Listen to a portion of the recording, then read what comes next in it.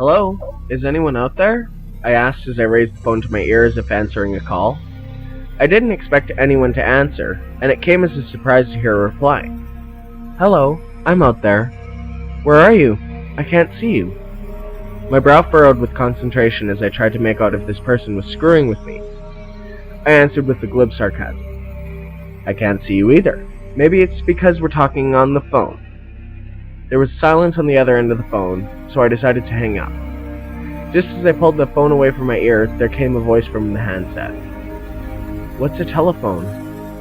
I nearly burst out laughing, as this was either some moron or just a really well-executed, practically impractical joke.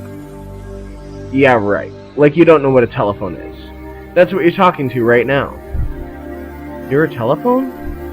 At that point, I did laugh, a flood of giggles ensuing as I dropped the phone and doubled over. After a few deep breaths, I realized I had dropped the phone and picked it up, saying hello again. My eardrum nearly burst as a loud scream was made in reply, and I did what any normal person would do. I hung up. After regaining my composure for a few moments, I picked up the telephone again. Help me! Why are you doing this to me?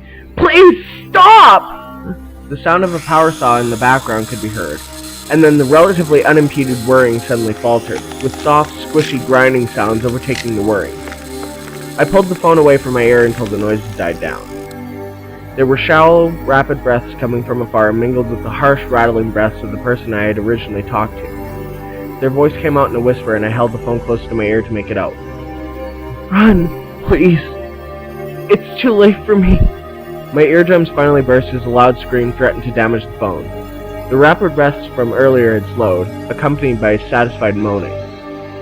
Nothing like torture to get your rocks off. With that frightening sentiment, even if it was a joke, I didn't hesitate to slam the phone down on the base repeatedly until it began to splinter. I had my hand over my ear, a trickle of blood escaping from between my fingers. A thought popped into my head, and I froze. When I had picked up the phone earlier, I couldn't remember hearing a dial tone. As I stood slowly from the chair, I decided to go to the kitchen and try that phone. I paused as I reached out to touch it, reluctant to know what might be happening. I picked it up gingerly and held it to my other ear. Sure enough, there was no dial tone, just slow, deliberate breathing. I didn't want to say anything, but I knew I had to. Shakily, I asked, hello? Is anyone out there? A voice responded clearly from the other end of the line. No, but there is someone in here.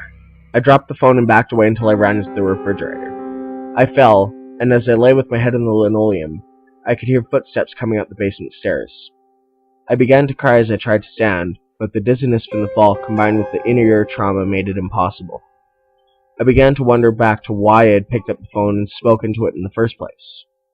It then hit me. I had been reading the paper and came across an article of the telephone killer. This killer would break in and hide in the basement, usually with one of their former victims. He would make some noise, alerting the person of something being wrong. Most times, the killer would go to the basement door and whisper loudly, "Pick up the phone!" The scared person would usually follow the instructions, and then the killer would proceed to torture, then kill their victims with any tools that were laying around the basement. He would then masturbate to the victim's dying breaths, screaming as he releases. All of this was fresh in my mind now, and I knew that things wouldn't work out too well for me. I lay my head on the floor and closed my eyes, ready for the end, and then the phone rang. I woke with the jerk of the legs on the couch. I had fallen asleep while reading the newspaper, and the ringing startled me. I looked at my phone, which was smashed to nothing but shards of plastic and went white as a ghost. Standing up, I walked over to the kitchen, where I answered the phone and heard heavy breathing. I was in shock and looked out the window towards the street. I could see his payphone a few houses down and saw a dark silhouette standing at it. I'll see you soon, and don't forget to pick up the phone. I stood there as the drone of the dial tone sounded from my hand, the phone dangling in the useless appendage. I was so skewed by this, I didn't even react when a masked person burst through the basement door, holding a rope in one hand and a bloody power saw in the other. I looked at them with pleading eyes, and then something happened. In the split second that followed before the man was upon me, I looked out the window again and saw the silhouette run towards my neighbor's house, and a moment later, the phone there began to ring. The figure pulled my head towards his and said, pick up the phone.